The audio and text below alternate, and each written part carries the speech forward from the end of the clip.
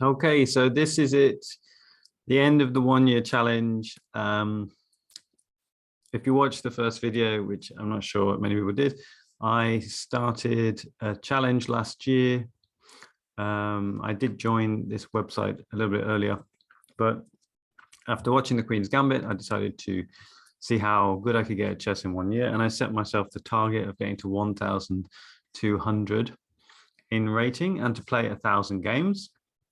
And as you can see, I have completed 1,000 games. I completed the last game on New Year's Eve, which was a draw, a blitz draw, which was quite impressive considering how terrible I am at blitz. So I'm just going to go over the progress I made over a year. You can see all my ratings here, and I'll talk about them kind of individually. So the biggest success was daily. And over the period of the year, I went from my lowest point of about 950 up to 1345. Now, I set myself originally the target of getting to 1,200 on anything. So I guess this counts as a success that I did reach my target and I went past it. And it's really, one thing I should say at this point is I really enjoyed playing chess this year. I hadn't played chess since I was a kid, and I didn't play anything other than like family chess, you know, play against your dad kind of thing. I didn't know really any tactics or anything like that. And this year has been really, really fun. It's been really fun playing chess. I actually play Go normally. And this year I completely stopped playing Go and took up chess.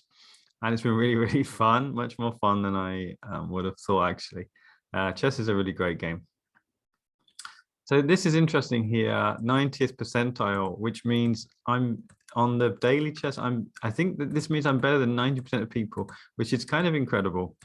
I wouldn't put too much stock by that. And also I did look this up, and there are about 60,000 people playing on 60 million, I think it is, people playing on chess.com in terms of members.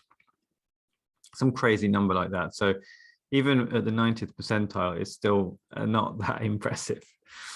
But I'm impressed. I'm happy with it. Very, very happy with my rating on daily. Rapid.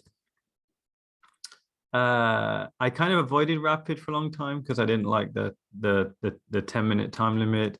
And I would have really liked to get 1,200. I think I could get 1,200 on this. I ran out of time. Actually, I got the 1,100 rating on New Year's Eve. And the way I did it was by playing 30-minute games. And this was what helped me to get a better rating on rapid, because 10-minute time constraints are just no good for me at all. Blitz, as you can see, I suck at blitz. I'm really terrible at it. Anything with time constraints, no good. No good at all. 28.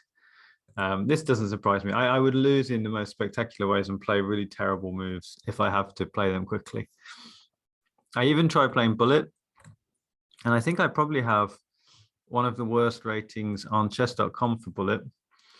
I played about 24 games, and the connection or something was a bit funny, and I would just lose in these really weird ways, and I just really didn't like it. So I stopped playing bullet.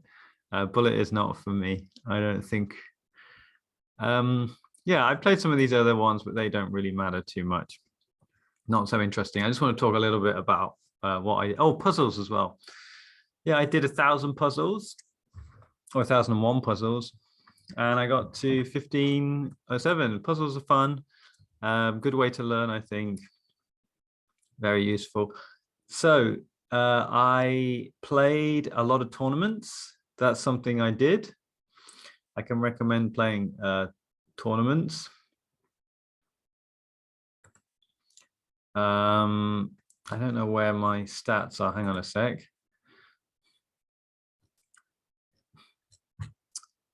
I think it's here, right? Yeah, so it says 977. That's weird. It does say 1,000 on the other one. I have played 1,000 games because I have another spreadsheet with this on. So tournaments,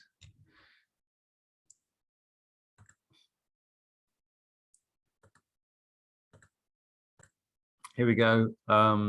So I played in a few tournaments, actually. I came first in 3, I guess that is. Third in 4, and second in I think that's 3. Had a lot of fun in tournaments, even though they do tend to take a long time, especially if you're playing the daily ones. I got 87 achievements. I think I got all the ones I could reasonably kind of get. So I really, I'm happy with that. Yeah, and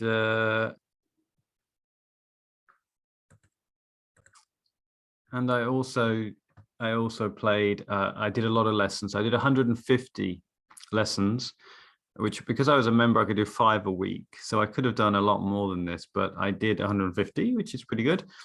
So I'm going to talk a little bit. One of the reasons I wanted to do this study was talk about learning, how you learn, how you can best learn. What I would say is, I started improving when I decided to play the London for, I completely, for about 6 months or more, I've only played the London for white. And I've, the last 3 months or so, I've settled on the Perk. I'm not sure if that's pronunciation is correct, for black. And things really got a lot better when I stuck with those openings. Obviously, there are a lot of other openings I'd like to try, but London's doing pretty well for me, and Perk is pretty good. Not completely satisfied with Perk, but it's pretty good for a starting rank, I think. So in terms of learning, one of the things I wanted to look at is how we learn, and what I could learn about learning from doing this. One of the things I think I realized is that just watching videos or just doing lessons won't really help you improve. So if you do a lesson on, say, I did about 3 or 4 lessons on the Philidor defense, I think it's called. I can't even remember properly, but it's like with castles in the end game, and this certain position you have to reach. And I did this lesson so many times, and it still hasn't sunk in, and it's never come up in a game. And I think the reason for that is that it doesn't have any kind of practical relevance for me. The lessons that really stuck with me are ones that had practical relevance for me. So say, for example, I was playing the London and I found myself in a certain position. For example, someone would bring their queen out. Black would bring their queen out very quickly in the London. When I found a lesson on how to deal with that particular issue, an issue that was relevant to me, then I would remember that lesson very easily and very quickly.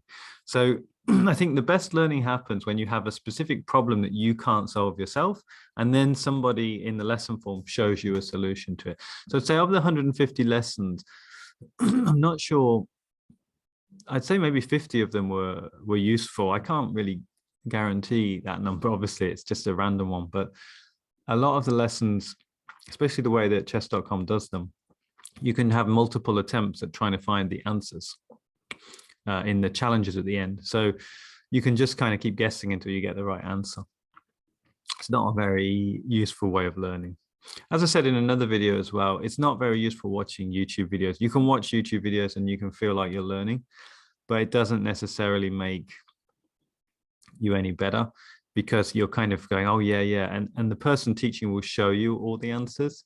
You don't have to work them out for yourself. And I think the having to work something out for yourself is the useful part. Relevance is the useful part, and practice, right? It's not enough to solve 1 or 2 problems. You have to do the problem again and again, so that when it happens in a real game, you know how to handle it. So yeah, anyway, I think that's pretty much it. I've really enjoyed playing chess this year. It's been a lot of fun, and I'm going to continue it, I think, but not with the same pressure of trying to reach a certain rank. But yeah, I'm very happy with how far I've come. I know, I should say very clearly, I should have said this earlier, I know that 1,200 is not impressive for most people, and that some people would say like it's no big deal, and that's fine. I totally get that, and I'm sure a lot of people can make more progress in a year than that, and again, that's totally fine. But I'm very happy with the progress that I made. and I enjoyed myself. So there we go. Okay, thanks if you watched this far.